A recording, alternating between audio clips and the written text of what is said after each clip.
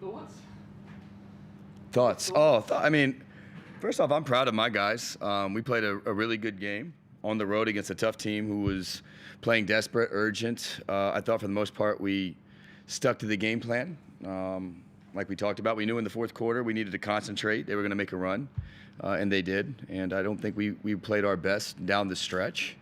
Thought maybe we ran out a little bit of gas. But nonetheless, I'm proud of my team. We're a good basketball team, and to come on the road playing against a good team in this environment, I can't be more proud as a coach. You're doing so much right, and you're up by 12 really early in the last quarter. When did you start to have concerns with this swing? I mean, it's a snowball effect. We've been in this position before, again, kind of all on the road. We've had a couple games like this in this season, but there's not a certain point. I think we called a timeout. We were still up 6, but I think we turned it over out of the timeout. I think they trapped us, and that's kind of when you become concerned a little bit. But at the end of the day, I have confidence in my team to the very end. The game's not over till it's over.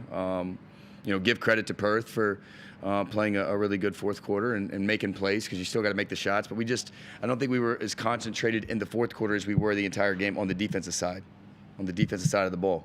Again, I think they had they scored 100, so they had 66 points going into the fourth, which is pretty good against a potent offensive team like Perth. And I don't want to say everything, but strategic-wise, we did some things. We allowed some things to happen in the fourth quarter that we didn't allow much in the entirety of the game. You clearly had more shots than them in the last quarter. Not from the free throw line. Right. Okay. Good. But go ahead. I'll get to that in a second. Good. Did you think you were a bit rushed down one end and not rushed enough at the defensive end? I'm not sure I understand the question, but what we did, we didn't play with the same pace, I think, on offense in the fourth quarter. I thought we got stymied a little bit. The ball didn't move as well. But yeah, again, the pace was great. We took 88 shots. That's freaking awesome. 88 shots. We went to the basket quite a bit. How many twos did we? 62s. Yeah. Didn't. I don't know.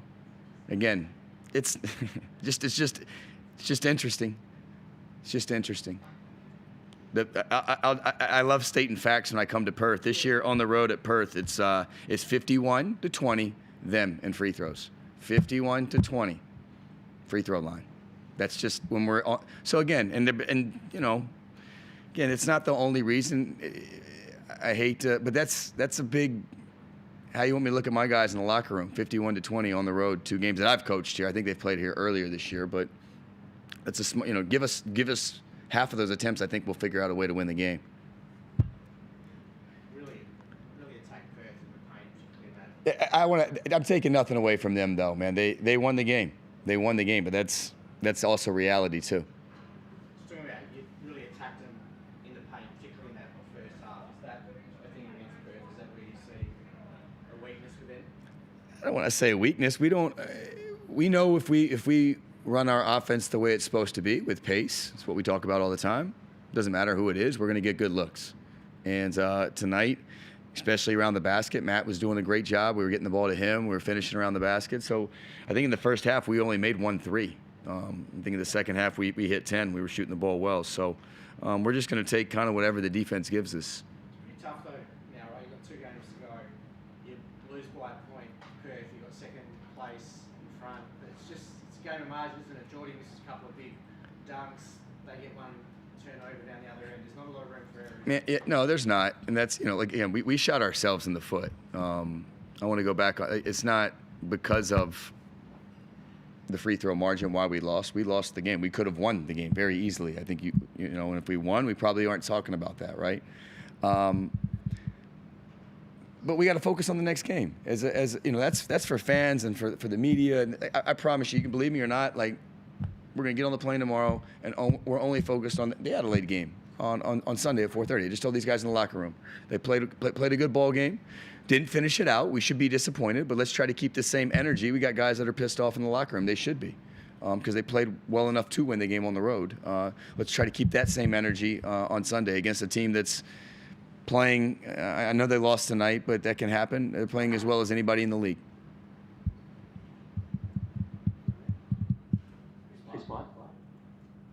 Yeah, Josh, you mentioned that you look at those numbers and they're interesting. The most interesting number that I see when I look at the box score is that Matt Hurd, when you chuck the ball into him down in the block, he's getting guarded really, really physically, and he's taking the ball pretty hard to the basket. He gets 0 free throws. Say that again, Chris. Hold on. Say that again. I think you know what I said. Is that the most interesting number to you?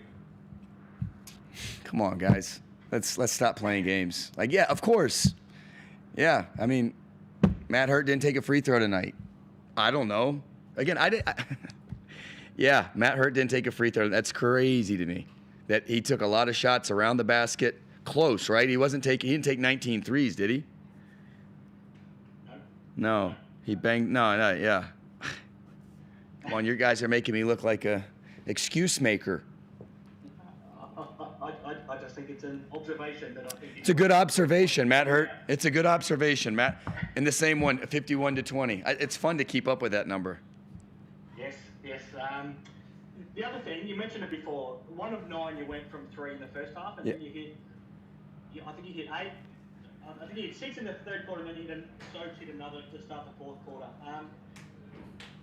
Yeah, I mean, it felt like a completely different game. Was there a reason you couldn't keep that going for the last 8 minutes?